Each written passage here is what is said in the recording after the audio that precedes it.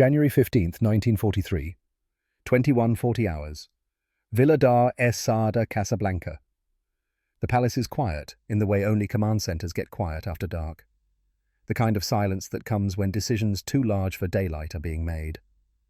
Eisenhower sits alone at a mahogany desk that once belonged to a French colonial administrator. An ashtray overflows with Lucky Strike butts. His coffee has gone cold.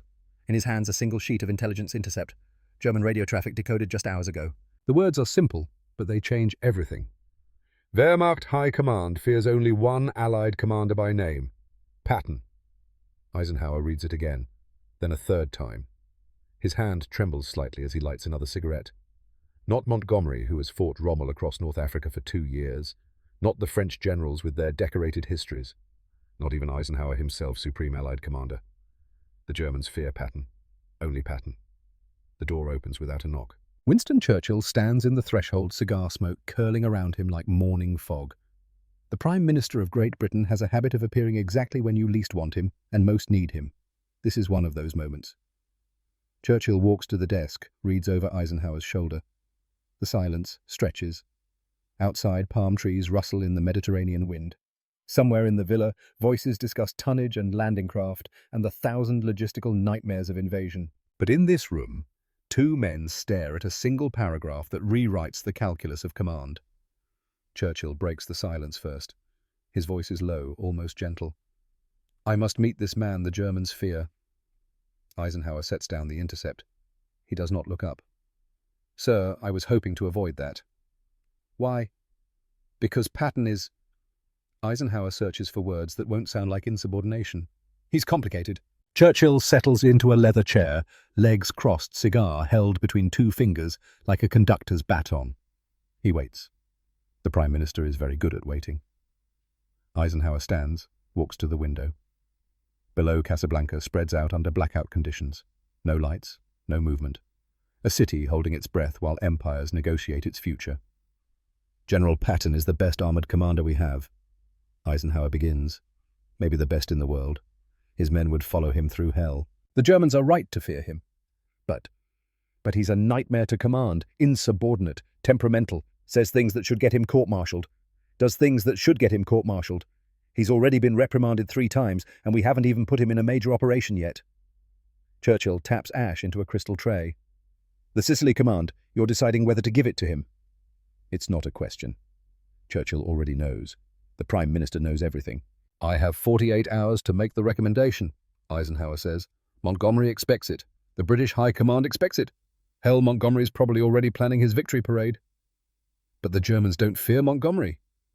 The words hang in the air like smoke. Eisenhower turns from the window. For a moment he looks older than his 52 years. The weight of alliance politics, of managing British and American egos, of holding together a coalition that could fracture at any moment over matters of pride and protocol. He carries all of it in the lines around his eyes. If I give Patton this command, he'll either win brilliantly or blow up the entire alliance. Maybe both. I've been an administrator my whole career, Mr. Prime Minister. I coordinate. I smooth over problems. I make sure supplies reach the right places at the right times. That's what I do. That's what I'm good at. And Patton? Patton doesn't coordinate. He attacks. He doesn't smooth over problems. He creates them. And he doesn't care about supplies reaching the right places because he'll just steal German supplies when he runs out of his own.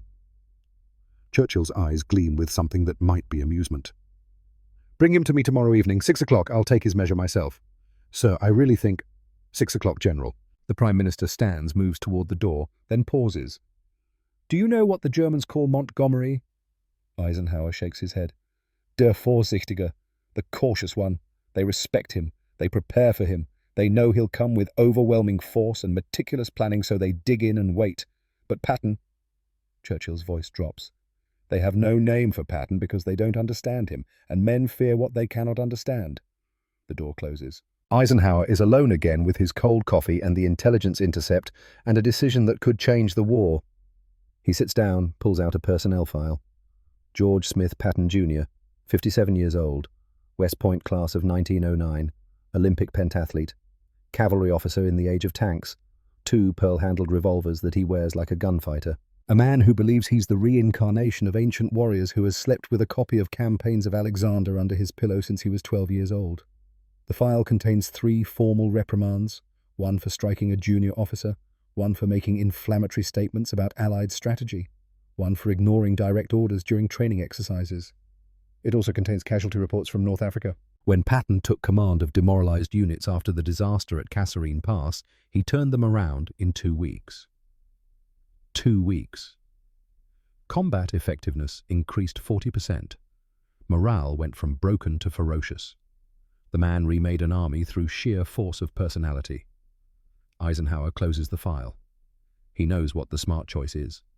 The safe choice. Montgomery gets Sicily.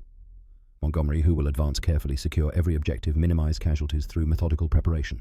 The British will be pleased, the alliance will be stable, and the war will proceed according to plan. But the Germans don't fear the plan. Eisenhower lights another cigarette and watches smoke drift toward the ceiling. The Casablanca Conference has been underway for 3 days. Roosevelt and Churchill and their military chiefs have been locked in rooms throughout the villa, hammering out the future of the war. Operation Symbol, they call it, the symbol of Anglo-American unity. But unity is fragile. The British have been fighting since 1939. 4 years of bombing, rationing, dying. They've lost colonies, ships, entire armies. Their military doctrine has been written in blood across France and Greece and North Africa. And that doctrine says one thing above all else: caution saves lives. The Americans are fresh, eager. They have resources the British can only dream of, but they don't have experience. Not the kind that comes from watching your army evacuate from Dunkirk. Not the kind that comes from standing alone against the Nazi war machine for 2 years while America debated neutrality. This creates tension. The British see American enthusiasm as naivete. The Americans see British caution as defeatism. And in the middle, Eisenhower tries to hold it all together. He's good at it. That's why he was chosen. Not because he's a brilliant tactician or a combat-tested warrior, but because he's a diplomat in a general's uniform. Because he can sit in a room with Montgomery and make the proud British Field Marshal feel valued while gently steering him toward compromise. Because he can translate Roosevelt's grand visions into military operations that won't alienate Churchill. But Patton is not a diplomat. Patton is a sledgehammer, and Eisenhower is about to introduce him to a room full of fine china. The next evening arrives too quickly. Eisenhower waits in the villa's main reception room. The space is decorated in the elaborate style of French colonialism. Ornate moldings, silk wallpaper furniture that looks like it belongs in Versailles. Outside, the sun is setting over the Atlantic, painting the sky in shades of amber and blood. Churchill arrives first, dressed in his trademark bow tie and vest cigar already lit. He settles into a chair like a king taking a throne. Behind him, 2 British staff officers position themselves against the wall, silent witnesses. Eisenhower makes one last attempt. "Sir, I should warn you. General Patton doesn't have a filter between his thoughts and his mouth. If he thinks something, he says it. Diplomacy is not his strength." Churchill smiles around his cigar. "General, I've been called tactless my entire political career. I rather enjoy people who speak their minds." It's refreshing after spending days with men who say nothing while using 1,000 words. He might offend you. Then I shall be offended. I've survived worse than the opinions of an American general. At precisely 6 o'clock, footsteps echo in the marble hallway. Sharp, military, perfectly timed. The door opens. George S. Patton enters like he's leading a cavalry charge, full-dress uniform pressed so crisp it could cut glass. His medals catch the lamplight, a constellation of bronze and silver across his chest. The pearl-handled revolvers rest in holsters on each hip. His boots are polished to a mirror shine. He snaps a salute so sharp and rigid it's almost a challenge. Eisenhower makes the introductions. Patton's handshake is firm enough to crack walnuts. Churchill studies him with the intensity of a statesman who has spent 40 years reading the souls of men. The Prime Minister doesn't speak immediately. He lets the silence build, watching Patton's face for discomfort or weakness. Patton stares back, unflinching. Finally, Churchill speaks. "General Patton, I've heard remarkable things about you. Most of them are probably true, sir." It's delivered without arrogance, just simple fact. Eisenhower closes his eyes briefly. Churchill's smile widens. "Tell me, General, which historical commander do you admire most?" Patton doesn't hesitate. Not for a heartbeat. Alexander the Great. Why Alexander? Because he understood that speed and audacity can overcome superior numbers. Because he led from the front, and his men loved him for it. Because he won battles that should have been impossible by refusing to accept that they were impossible. Churchill nods slowly, processing this. Leading from the front is considered reckless in modern warfare. A high-ranking officer's value is in his strategic mind, not his personal courage. Patton's jaw tightens. With respect, sir, those who say that are wrong. The room temperature drops 10 degrees. The British staff officers shift uncomfortably. Eisenhower feels sweat forming at his collar despite the evening coolness. Churchill studies Patton for a long moment. Then he does something Eisenhower doesn't expect. He laughs. Not a polite chuckle. A real laugh, deep and genuine.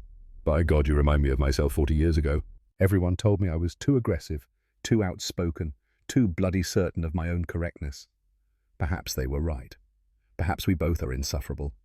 But I've found that the insufferable are often the ones who change history.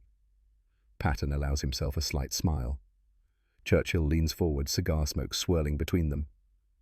Let me ask you something, General. Do you believe the Allies are prosecuting this war correctly? Eisenhower's hand moves unconsciously toward his chest, as if to ward off a heart attack.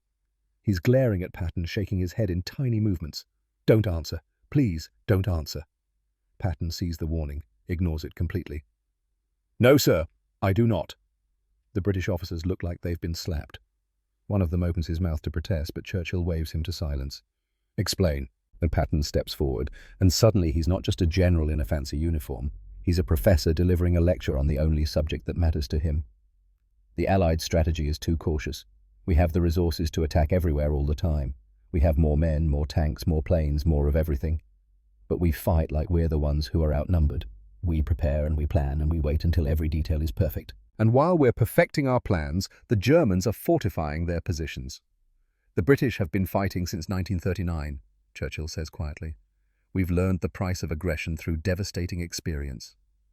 And I respect that, sir. Truly. But with equal respect, I believe caution kills soldiers just as surely as recklessness. Maybe more slowly, but just as surely.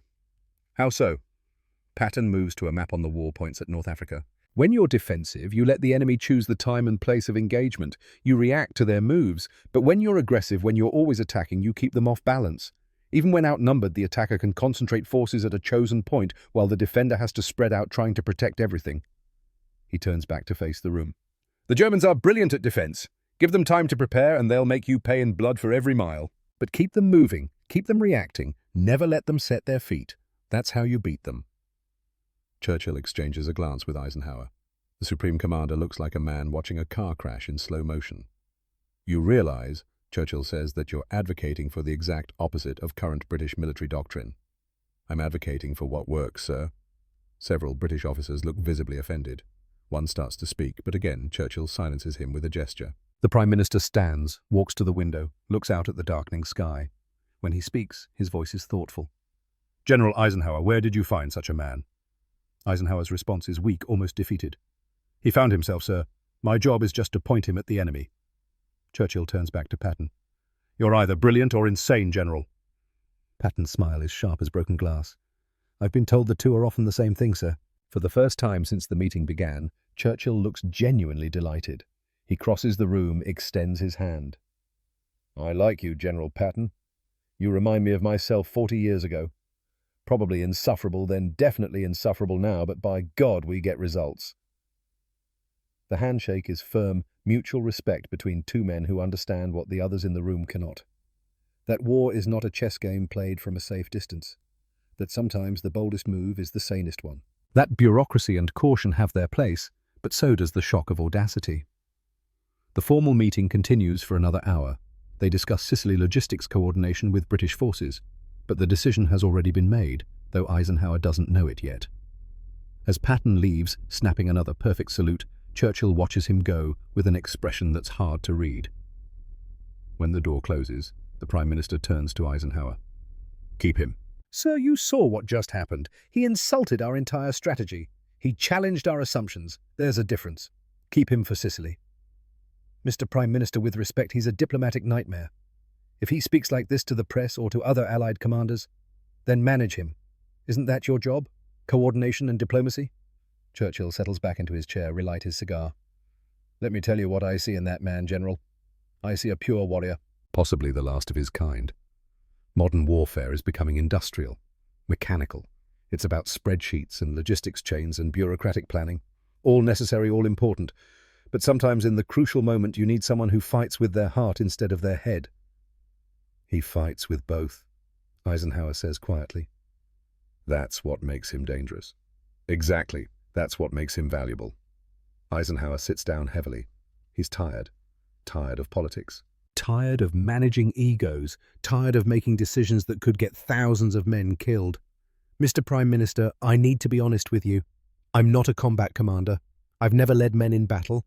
I'm an administrator who got promoted because I'm good at keeping everyone from killing each other in staff meetings. When the shooting starts, I'm in a headquarters somewhere pushing pins on a map. And Patton scares me because he doesn't think like an administrator. He thinks like someone from another century, like a Viking or a Mongol or one of Alexander's cavalry commanders. He belongs in an age of glory and honor and personal combat, not in this mechanized industrial war we're fighting. Churchill is quiet for a long moment. The villa has gone silent again. The meetings have ended for the day. Somewhere staffers are typing reports. Somewhere Roosevelt and his advisors are discussing Pacific strategy. But in this room, an old British statesman and a worried American general are deciding the fate of an island and maybe a war. Tell me something, General Eisenhower. When the moment comes when you need someone to break through enemy lines and you can't wait 2 weeks for perfect conditions, would you send your most careful commander or would you send the man who just left this room? Eisenhower has no answer because he already knows the answer. Churchill stands, prepares to leave, then pauses at the door. Patton is an anachronism, a man born out of time, but he's our anachronism general, and there will be many times in the coming years when we'll need a man who fights with his heart. Keep him, use him. When the moment comes that requires the impossible, you'll be grateful you have him. The door closes. Eisenhower sits alone in the ornate room surrounded by the trappings of French colonial wealth carrying the weight of decisions that will ripple across continents. He thinks about the intelligence intercept. Wehrmacht High Command fears only one Allied commander, Patton. He thinks about Montgomery, methodical and brilliant, who will secure every objective at acceptable cost. He thinks about Churchill's question. The careful commander, or the man in the next room. Outside night has fallen completely. Casablanca is dark and quiet. Tomorrow there will be more meetings, more planning, more diplomatic maneuvering. But tonight, a decision crystallizes. Eisenhower pulls out a personnel form, picks up a pen. Under recommended for Sicily command. He hesitates only a moment before writing a name. George S. Patton Jr. S. Patton. He sets down the pen, lights a cigarette, and wonders if he's just made the best decision of the war or the worst mistake of his career. In 48 hours, he'll submit the recommendation. In 6 months, the world will have its answer. But tonight, in a villa in Casablanca, the die is cast. The Germans fear Patton. Now the Allies will find out why. July 9th, 1943, 22:45 hours, the Mediterranean Sea. Operation Husky begins not with trumpets, but with the sound of landing craft engines cutting through dark water. 160,000 Allied troops approach Sicily from the south, the largest amphibious invasion in history to this point. Larger even than Gallipoli, though no one mentions Gallipoli. That name carries too much British blood. 2 armies, 2 philosophies, 1 island, 1. On the eastern beaches, British 8th Army under Bernard Montgomery comes ashore with the precision of a clockwork mechanism. Every unit knows its objective. Every supply dump has been plotted to the meter. Every contingency has been war-gamed in a dozen staff meetings. Montgomery has spent months planning this operation. He will not rush. He will not improvise. He will advance when ready and not a moment before. On the southern beaches, American 7th Army under George Patton hits the sand like a thunderstorm. The planning has been minimal. The objectives are simple. Move fast. Hit hard. Don't stop. In London, Winston Churchill follows the invasion on maps that cover an entire wall of the war rooms. Pins and flags and coloured lines showing the advance of forces. He smokes cigar after cigar watching the 2 sectors diverge in real time. Montgomery's sector, steady, methodical, every village secured before moving to the next. Patton's sector, a red arrow stabbing north like a dagger. Churchill's military secretary, a careful man who has served 3 prime ministers, points out the obvious. Sir, the American advance is dangerously exposed. They've outrun their supply lines. Their flanks are vulnerable. General Patton appears to be ignoring every principle of what? Churchill interrupts. Of proper warfare, of acceptable risk. Of common sense, sir. Churchill doesn't respond immediately. He's watching the map. Patton's forces have covered 30 miles in 2 days. Montgomery's forces have covered 8. Both are meeting resistance. Both are taking casualties. but one is moving like a force of nature, and the other is moving like a chess player. "Tell me," Churchill says finally, "how many casualties has each sector sustained?" The secretary consults reports. British 8th Army, approximately 400. American 7th Army, approximately 350. So Patton is moving 4 times faster and losing fewer men. For now, sir. But the exposure? Has the German counterattack materialized? A pause. No, sir? Why not? The secretary has no answer. Churchill provides it. Because Patton is moving too fast for them to organize one. By the time they concentrate forces to hit his flanks, he's already somewhere else. Speed itself becomes a protection. Churchill taps ash from his cigar eyes still on the map. General Patton doesn't fight like a modern commander at all. He fights like a cavalry officer who traded horses for tanks, and the Germans can't keep up. The days blur into a week, then 2 weeks. Montgomery's advance continues with textbook precision. Every hilltop secured, every road junction fortified, supply lines perfect. By the book. The book that has been written in British blood across 4 years of war. Patton's advance looks like chaos. Units bypass enemy strongpoints, entirely leaving them for follow-up forces. Tanks run out of fuel, and Patton orders them to capture German supply depots. When told this isn't proper procedure, Patton reportedly says something unprintable and keeps moving. 100 miles in the first week. British officers in Sicily send increasingly alarmed reports to London. The American sector is a disaster waiting to happen. Patton has violated every principle of warfare. His army should collapse under counterattack at any moment. Churchill reads these reports with growing fascination. The counterattack never comes. By the end of the 3rd week, a pattern has emerged. Montgomery is winning his sector through overwhelming force and careful planning. Patton is winning his sector through speed and violence, and an almost supernatural ability to keep his army moving on nothing but momentum and captured supplies. The casualty ratios remain roughly equal. But Patton's forces have covered 3 times the ground. Churchill writes in his private diary, a leather-bound book that will remain sealed for 20 years. Patton proves that warfare is as much art as science. Montgomery is the scientist perfecting his formulas. Patton is the artist breaking every rule to create something new. Both have their place, but sometimes only the artist can create a masterpiece. August 3rd, 1943. A field hospital near Nicosia, Sicily. General Patton is making his rounds visiting wounded men. He does this often. He believes soldiers fight harder when they know their commander sees them as individuals, not statistics.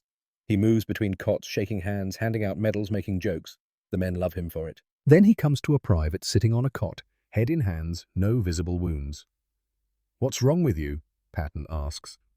The soldier looks up. His eyes are hollow. "My nerves, sir. I can't take it anymore."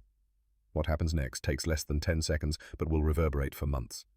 Patton's face darkens. He calls the man a coward. He slaps him across the face with his glove. Then he pulls one of his pearl-handled revolvers and waves it at the soldier, shouting that he should be lined up against a wall and shot.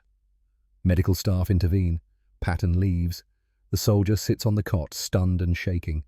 7 days later, Patton does it again. Different hospital, different soldier, same result. The news travels like electricity through a wire. First to Eisenhower's headquarters, then to Washington, then to the press. The American media explodes. Congressman after congressman demands Patton's immediate relief. Editorial pages call him a disgrace to the uniform. Radio commentators question his sanity. The slapping incidents dominate headlines for a week.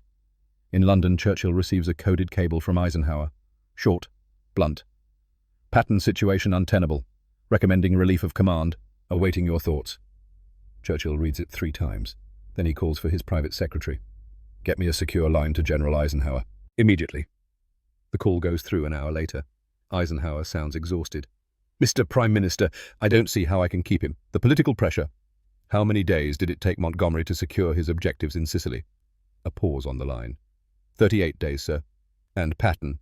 38 days as well, but Patton covered 3 times the ground, captured twice as many prisoners. And if I recall, the final reports correctly sustained slightly fewer casualties despite the increased operational tempo. Mr. Prime Minister, this isn't about Sicily. It's about conduct unbecoming. It's about whether you can afford to lose the man who just won Sicily faster than anyone thought possible. Eisenhower's sigh is audible across the Atlantic. "Sir, it's a moral question. He struck enlisted men suffering from combat fatigue. That's not just a breach of protocol. It's wrong." Churchill lights a fresh cigar, considers his words carefully. "General, let me ask you something. How many Allied soldiers died in Sicily?" "Approximately 2,400. And how many do you estimate would have died if the campaign had lasted 60 days instead of 38? Silence on the line. I can't calculate that, sir. I can. Approximately 3,500 based on daily casualty rates. So Patton's speed saved roughly 1,100 Allied lives. Against that, we weigh 2 slapping incidents and the psychological trauma of 2 soldiers. Mr. Prime Minister, I don't think we can... I'm not finished, General. I'm not defending what Patton did. It was wrong, cruel, inexcusable. But we're not in the business of moral philosophy. We're in the business of winning a war against an enemy that will exterminate entire peoples if we lose. So the question is not whether Patton is a good man. The question is whether we can win without him. Another pause, longer this time. Can you name me one other commander who can achieve what Patton achieves? Churchill asks. No, sir. Neither can I. So here is what you will do. You will punish him publicly. You will force him to apologize to both soldiers, to the medical staffs, and to every division under his command. You will humiliate him thoroughly, but you will not relieve him. Because in 6 months we will need him for the invasion of Europe, and without him more soldiers will die. Eisenhower's voice is quiet when he responds. You're asking me to choose military effectiveness over morality. I'm asking you to choose which morality matters more. The morality of proper conduct, or the morality of bringing soldiers home alive. Both are real. Both matter. But you command in wartime, General. You don't have the luxury of choosing both. The line goes quiet. Churchill can hear Eisenhower breathing, wrestling with a decision no staff college prepared him for. Finally, Eisenhower speaks. I'll keep him sidelined temporarily. Reprimand him officially. Force the apologies. But I won't relieve him. Good. And General, yes, sir. History will judge both of us for this. We should be prepared for that.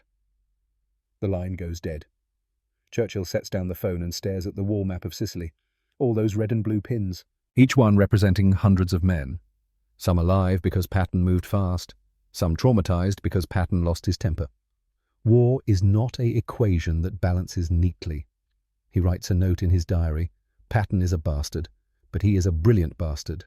In the highest stakes gamble of this war, I will choose a brilliant bastard over a pleasant mediocrity every time. God forgive me if I am wrong. December 1943, London. The slapping incidents have faded from headlines but not from memory. Patton has made his apologies, each one painful and public. He remains in Sicily sidelined, watching other generals prepare for the great invasion of Europe that everyone knows is coming. In a windowless room beneath Whitehall, British intelligence officers are planning the greatest deception in military history. Operation Fortitude. The plan to convince Hitler that the invasion of Europe will strike at Pas-de-Calais, not Normandy.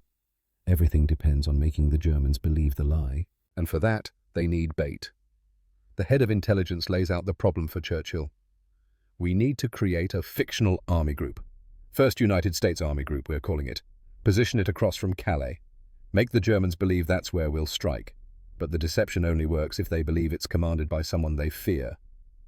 Churchill already knows where this is going. Patton. Yes, sir. German intelligence is obsessed with him. They think he's the finest Allied commander. They won't believe a major invasion could happen without him at the spearhead.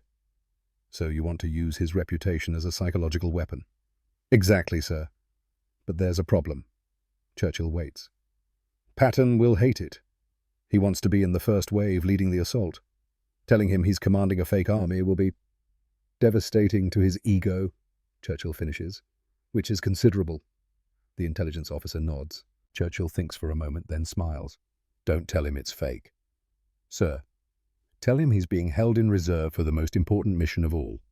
Tell him the initial assault is just the opening move. Tell him he's being saved for the decisive blow, the breakout, the race across France that will end the war. Appeal to his sense of destiny. But that's manipulation, sir. Of course it is. It's also brilliant.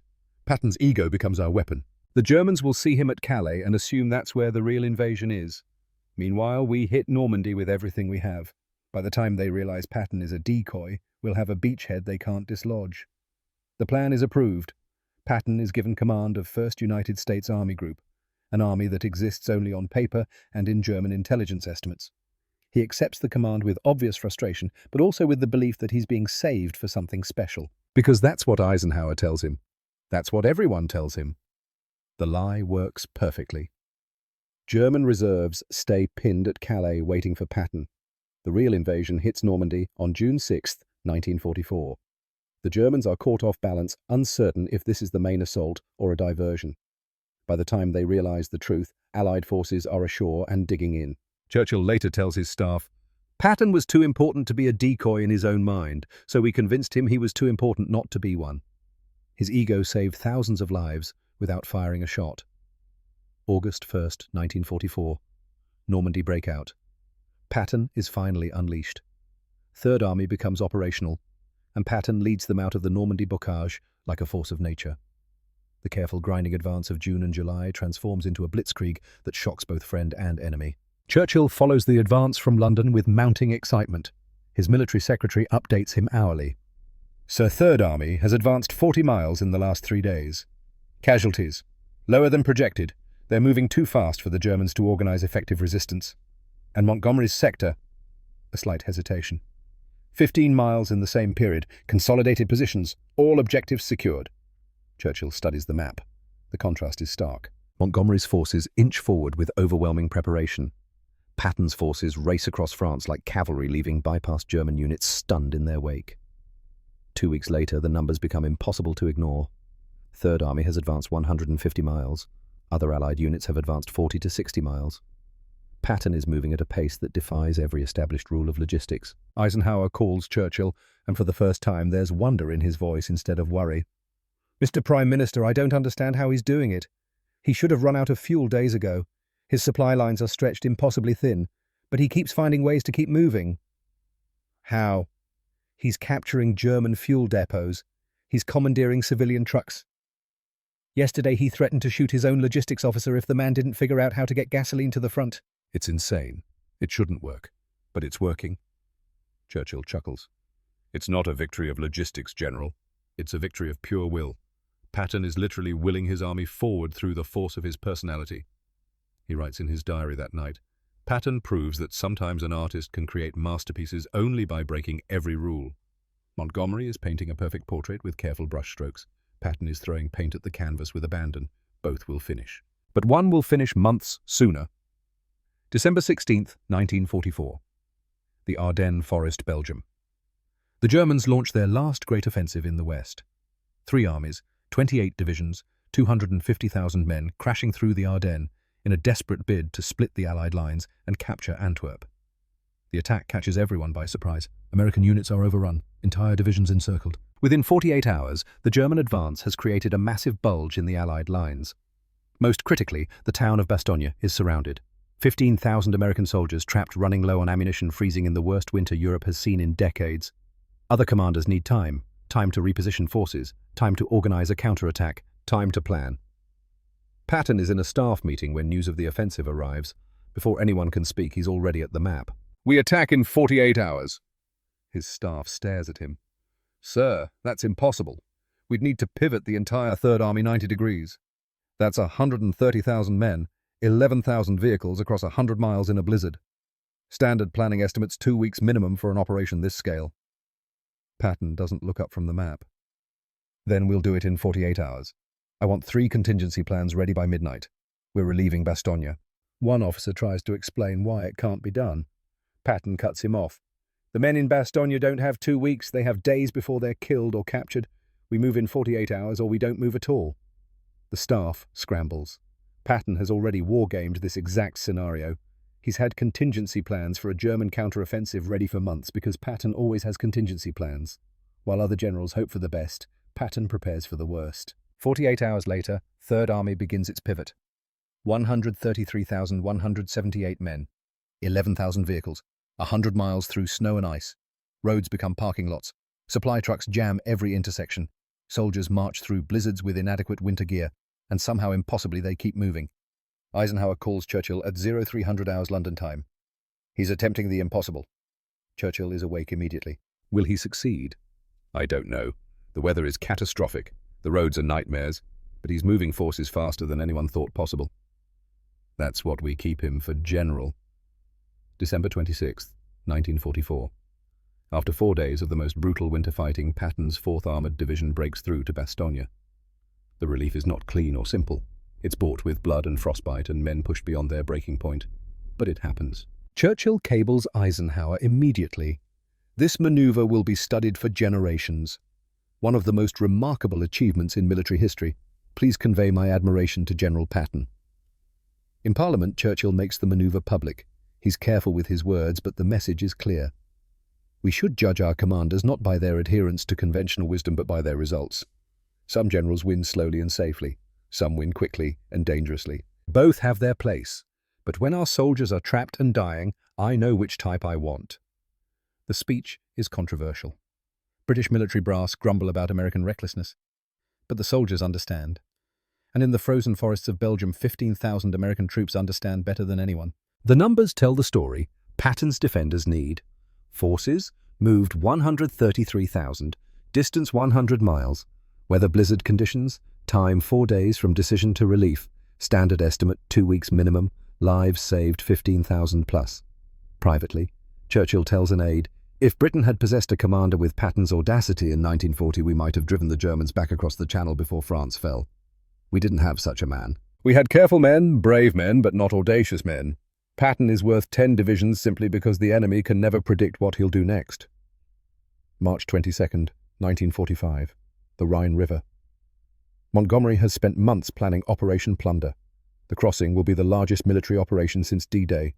1,400 tons of fuel, 80,000 men, 5,000 artillery pieces, 2 months of preparation, every detail calculated. The operation is scheduled for March 24th. On March 22nd, Patton finds a weak point in German defences near Oppenheim. He doesn't request permission. He doesn't wait for coordination. He sends his forces across the Rhine in the middle of the night with minimal preparation.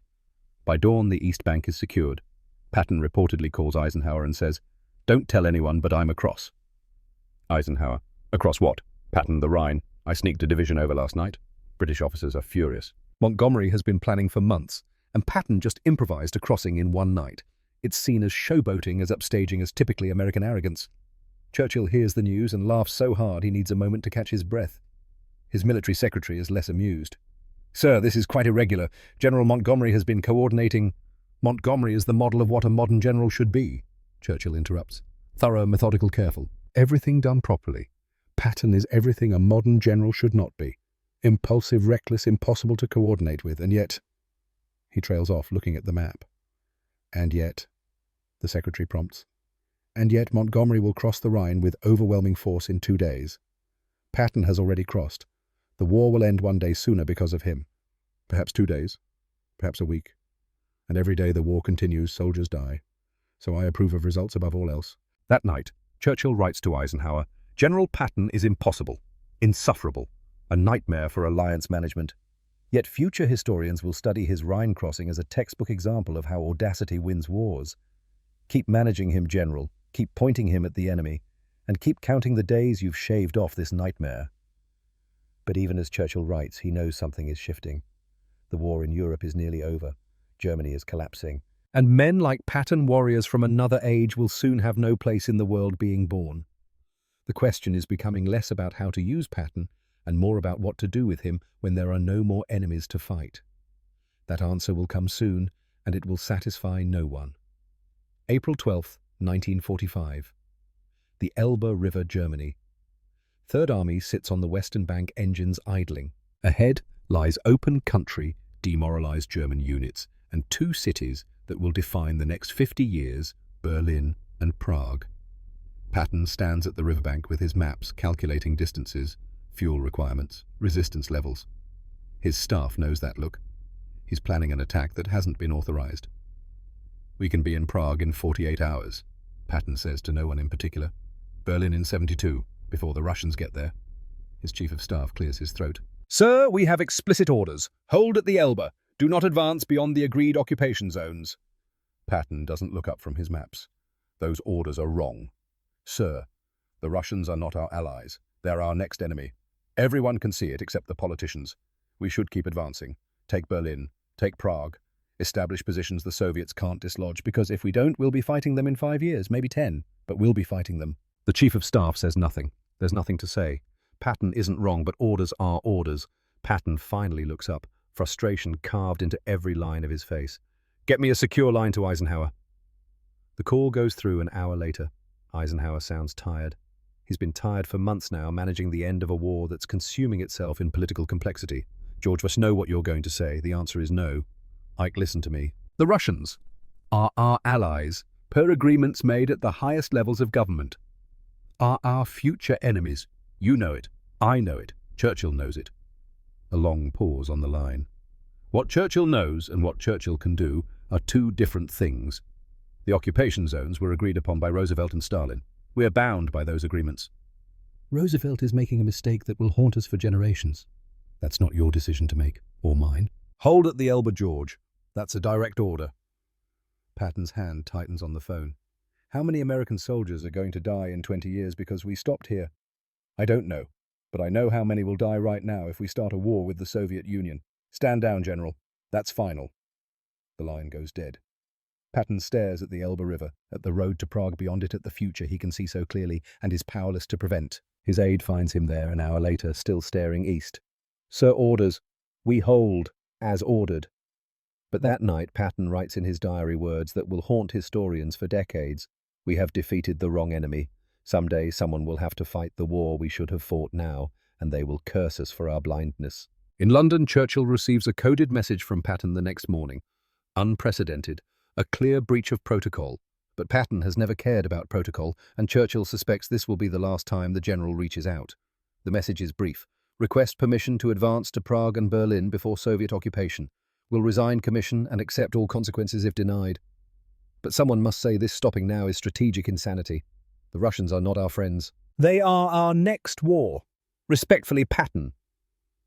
Churchill reads it 3 times in the privacy of his study. Then he does something rare. He sits in silence for 5 full minutes, cigar unlit, staring at the words. His military secretary enters, sees the telegram, reads it over Churchill's shoulder. Sir, this is gross insubordination. General Patton is bypassing the entire chain of command. I'm aware. He should be court-martialed immediately. Churchill finally lights his cigar, takes a long draw. Tell me something. Is he wrong? The secretary blinks, caught off guard. About the Russians, sir. That's not the point. The point is protocol, proper channels. Is he wrong? A long silence. Finally, the secretary speaks quietly. No, sir. I don't believe he is. Churchill nods slowly, as if confirming something he already knew. Neither do I. But politically we're bound. Roosevelt has made agreements with Stalin that we cannot break. The Americans believe they can work with the Soviets after the war. They're tragically mistaken, but they won't discover that for several years. By then, it will be too late. So, what do we tell General Patton? Churchill drafts the response himself, each word carefully chosen. Your strategic assessment is shared at the highest levels. However, political realities bind us to current occupation agreements. Military force cannot solve this problem at this time. Stand down. History will prove you correct, though not in time to change present policy. The warrior sees clearly, but the world is not yet ready to look. With deep regret, Churchill. He sends it, then adds a note to his private diary, the leather-bound book that will remain sealed until after his death. Patton sees the coming Cold War more clearly than any politician in Washington or London. In 20 years, perhaps 30, the world will deeply regret not listening to this warrior's warning. But we are war-weary. The public has no appetite for continued conflict. So we will stop where politics dictates, not where strategy suggests. And we will pay for this decision in ways we cannot yet imagine. I fear Patton is right about everything except our courage to act upon it. July 17th, 1945. Potsdam, Germany. The conference to decide post-war Europe is underway in what remains of a once grand palace. Truman has replaced the dead Roosevelt. Churchill represents Britain, though he senses his own political end approaching. Stalin represents the Soviet Union and 17 million dead Russians and an army that has conquered half of Europe. The city around them is biblical in its destruction. Berlin has been bombed, shelled, and fought over street by street. Entire neighborhoods are gone. Just rubble and dust and the smell of death that lingers even months after the guns fell silent. Patton is not part of the official conference, but Churchill requests a private meeting. 7 o'clock in a requisitioned villa on the outskirts. No staff, no witnesses, no record. The villa is one of the few buildings still standing, though shrapnel has pockmarked its walls and several windows are covered with boards. The furniture is mismatched, scavenged from other ruins. But there's whiskey. Good Scottish single malt that Churchill brought from London. Patton arrives at precisely 7 o'clock, always punctual, always in perfect uniform. But something has changed in his bearing. The fire that always burned in him seems banked now, like coals cooling after the forge has been abandoned. Churchill pours 2 generous glasses without asking. They sit across from each other in salvaged chairs. 2 old men in a destroyed city drinking to the end of a war neither quite believes is over. For a long moment, neither speaks. Outside, the summer sun sets over the ruins of the Third Reich, painting the wreckage in shades of amber and blood. Churchill breaks the silence. What will you do now that the war is won? Patton stares into his whiskey glass like it might hold answers. I don't know, Mr. Prime Minister. I truly don't know. He looks up and Churchill is struck by something he's never seen before in Patton's eyes. Not fear, not doubt, but a kind of existential exhaustion. I'm a warrior, Patton continues. It's not what I do. It's what I am. I'm 59 years old. I've spent my entire adult life preparing for war or fighting in war. Every decision I've made, every skill I've developed, every part of my soul has been shaped for this purpose. And now... He trails off, gestures vaguely at the window at the destroyed city beyond. Now what? Peace? I don't know how to do peace. I don't know how to sit in an office and manage occupation duties and fill out requisition forms. That's not living. That's just existing. Churchill swirls his whiskey, choosing his words with rare care. You could retire. Write your memoirs. They would be extraordinary. Spend time with your family. Patton's laugh is bitter and brief. I'd rather be shot. No, sir, I'll be honest with you, because I've always been honest with you. I want another war. Churchill sets down his glass carefully as if it might shatter. Against whom? The Russians. They're already consolidating their grip on Eastern Europe. Poland, Czechoslovakia, Hungary, Romania. They're not liberating these countries, they're conquering them. Installing puppet governments, crushing dissent. And we're letting it happen because we're too exhausted to fight anymore. The world is war-weary, General, particularly the Americans. They want their boys home. They want normalcy. They have no appetite for another global conflict. Not now, perhaps not ever again. I know, Patton says quietly, but that doesn't change what's coming. Churchill studies the younger man's face. Younger, though not by much anymore. Both of them old warriors now contemplating a world that no longer needs what they offer. You're a man born in the wrong century, Churchill says finally.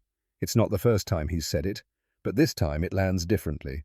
Not as observation, but as epitaph. Patton nods slowly. I know. I should have lived in Alexander's time, or Caesar's, or Napoleon's, an age where wars were won by courage and audacity and the force of individual will. Not this industrial slaughter we've just finished. Millions dead, cities obliterated, and for what? So we can hand half of Europe to another dictator. Stalin is not Hitler. No, he's worse, because Hitler was obviously evil. The world could unite against him. But Stalin is our ally. He speaks the language of liberation and equality while building an empire of slaves, and because we fought beside him, we'll give him the benefit of the doubt for years, maybe decades, until finally someone finds the courage to say what I'm saying now. Churchill is quiet for a long moment. Then he stands, walks to the window, looks out at the sunset over Berlin. I will say it, he promises. Not immediately, not while the alliance is still fresh, but I will say it. Iron Curtain, Cold War, the coming confrontation with Soviet totalitarianism. I'll warn them. Will they listen? Churchill's smile is sad. No, not most of them. Not soon enough. People need to learn some lessons through pain before they accept them as truth. But perhaps in 5 years, 10 years, someone will remember what was said here and act accordingly. He turns from the window, faces Patton directly. The tragedy, General, is that you're right about almost everything. The Russians, the strategic mistake we're making, the war we'll eventually have to fight. You see it all so clearly. But you're wrong about one thing. What's that? The timing. The world isn't ready for your truth yet.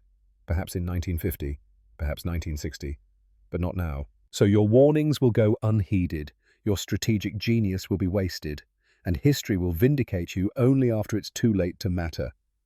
Patton drains his whiskey in one swallow. Then what's the point? What's the point of seeing the future if you can't change it? The point, Churchill says gently, is that someone must bear witness. Someone must say the difficult truth even knowing it won't be believed. Because when the future you predicted arrives, people will remember that someone warned them. And perhaps they'll listen the next time.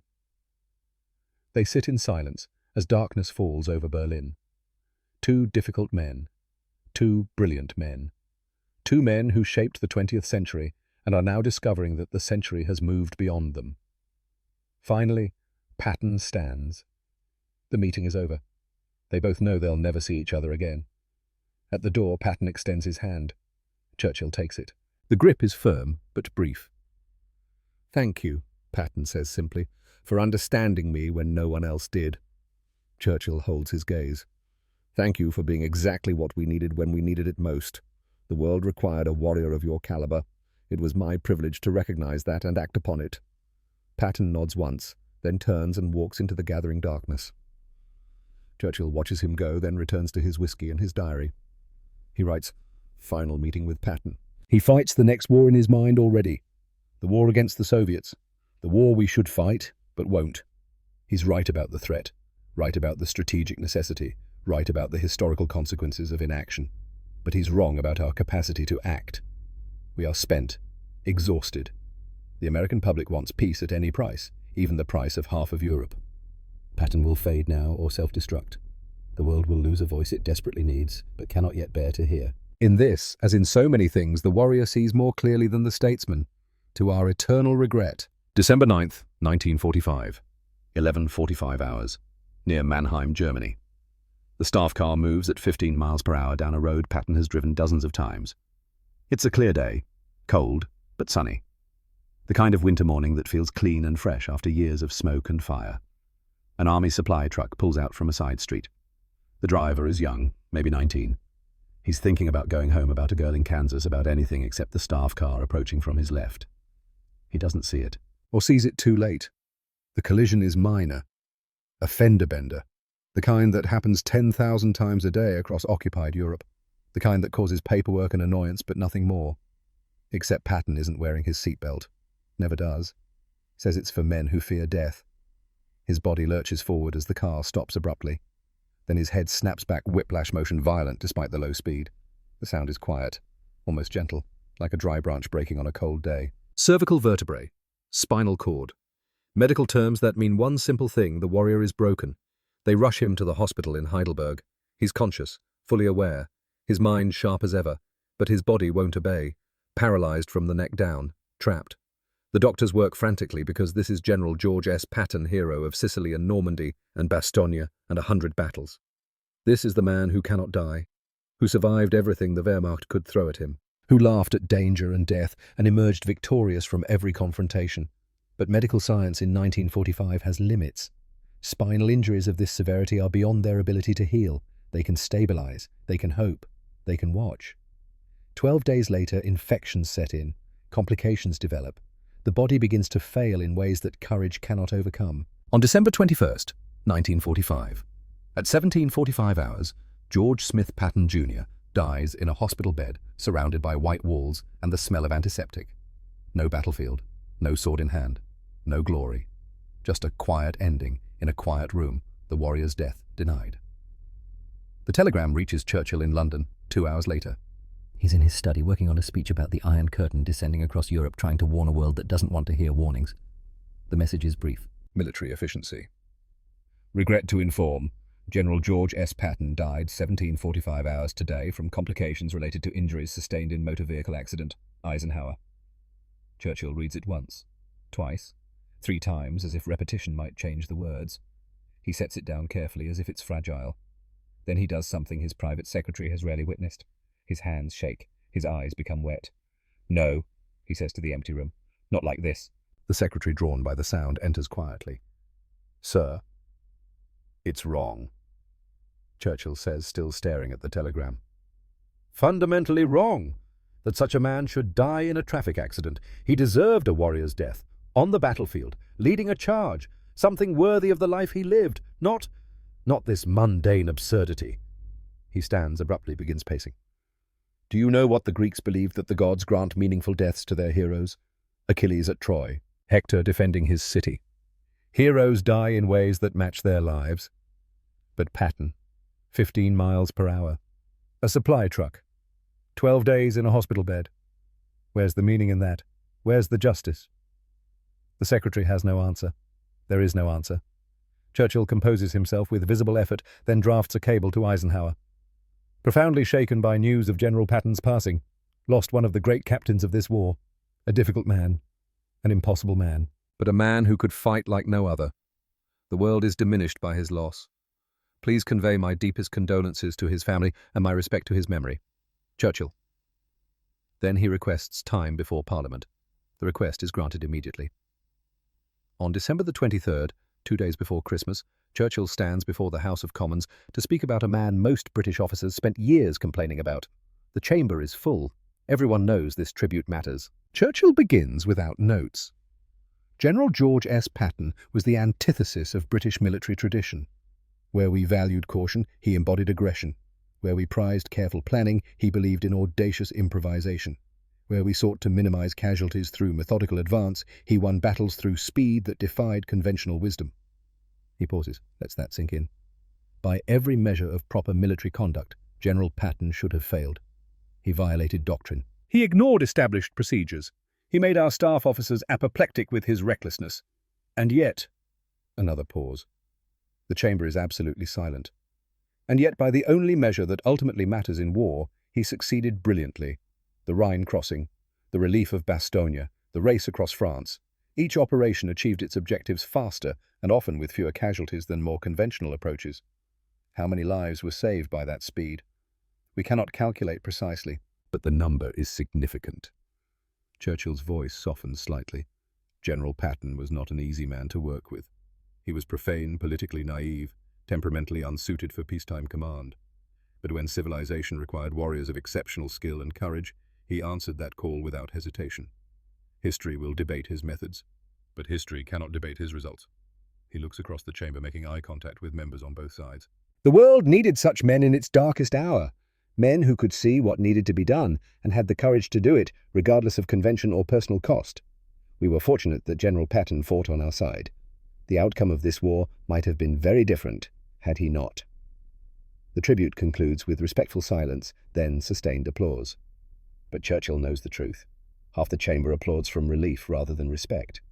The difficult man is gone. One less problem to manage in the complicated peace. That night alone, in his study with his diary and his whiskey, Churchill writes the assessment that will matter most. George Patton combined the tactical genius of Napoleon, the courage of Alexander, and the strategic vision of Caesar. He was also profane, occasionally cruel, and utterly unsuited for the bureaucratic warfare of peacetime. The modern world had no place for such a man. Yet that same modern world desperately needed him when the darkness came. This paradox defined him. This paradox defeated him. We celebrate warriors in war and discard them in peace. Perhaps that is necessary. Perhaps that is civilization. But it leaves a bitter taste nonetheless. The years pass. Churchill watches the Cold War develop exactly as Patton predicted. Every event another confirmation of the warrior's vision. 1948. The Berlin blockade. Soviet stranglehold on a divided city. 1950 Korea. The first hot war of the Cold War era.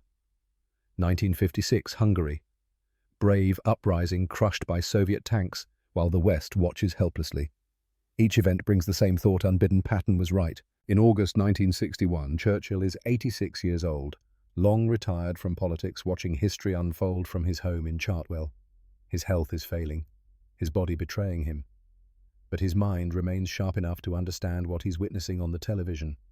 The Berlin Wall, concrete and barbed wire dividing a city, families separated, people shot trying to cross from east to west, the physical manifestation of the Iron Curtain he warned about 16 years earlier. His aide finds him in his study, staring at the television screen, tears on his weathered face. "Sir, are you all right?" Churchill doesn't look away from the images of East German soldiers stringing wire. "I was just remembering something General Patton told me. Potsdam, summer of 1945. He said we should advance to Berlin and Prague before the Soviets. That stopping at the Elbe was strategic insanity, that the Russians weren't our friends but our next enemy. He was wrong, though, sir. Starting a war with the Soviets in 1945 would have been catastrophic." Churchill is quiet for a very long time. When he speaks, his voice is barely a whisper. Would it have prevented this? He gestures weakly at the television, at the wall being built, at the millions being imprisoned behind it. Perhaps Patton's war would have been shorter. Perhaps fewer would have died. Perhaps we'd be living in a free world instead of this. This twilight struggle between nuclear powers with half of Europe enslaved. We can't know that, sir. No, we can't. But I wonder if the warrior saw more clearly than all the statesmen combined. If the man everyone called reckless was actually the only one brave enough to face reality. That evening in his private study, Churchill takes out his diary. His hand shakes with age, but the words are clear. If we had listened to Patton about the Soviets in 1945... He stops, pen hovering over paper. The sentence incomplete. He sits for 5 full minutes trying to finish the thought. But some truths are too painful to commit to paper even in private. Some admissions of failure cut too deep. Finally, he sets down the pen.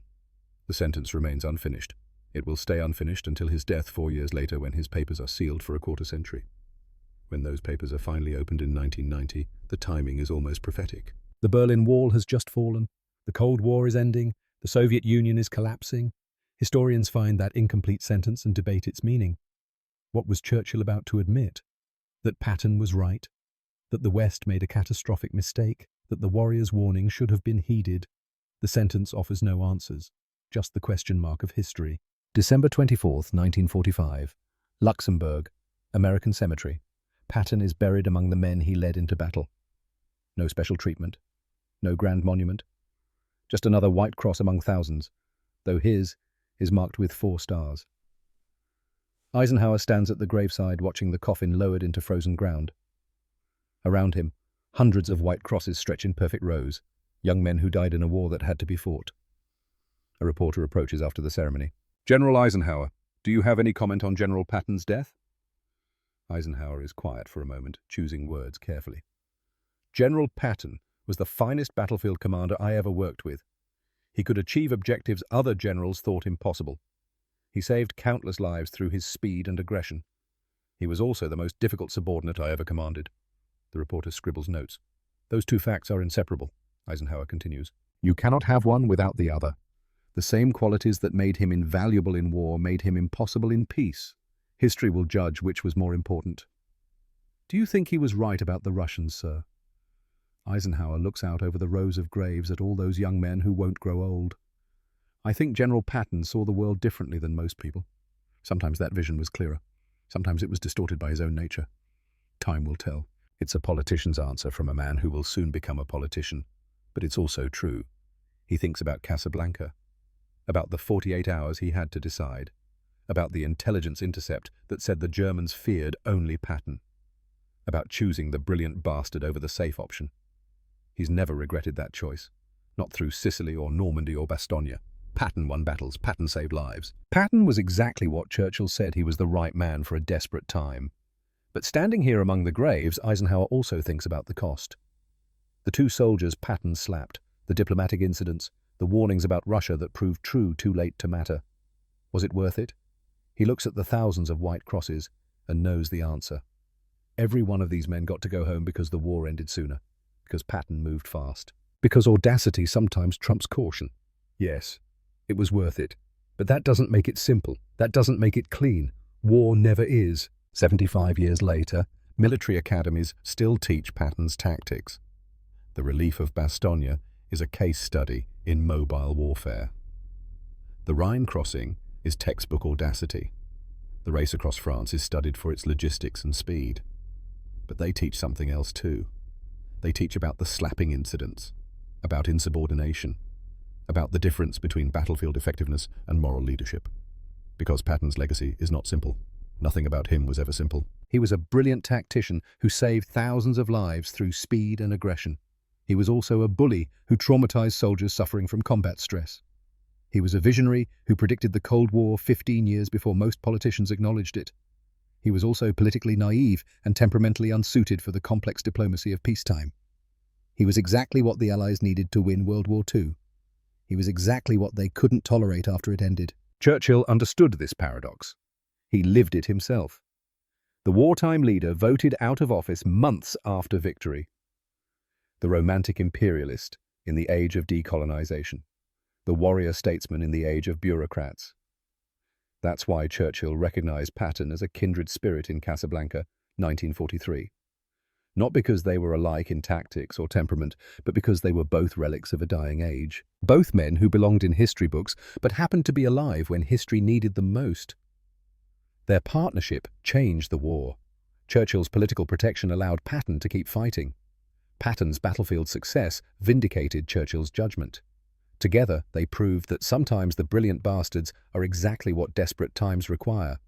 But they also proved something darker, that the qualities civilization celebrates in wartime become liabilities in peace. That the heroes we need in darkness become problems we discard in light. The questions they raised remain unanswered. If Patton had been allowed to advance to Berlin and Prague in 1945, would the Cold War have been prevented?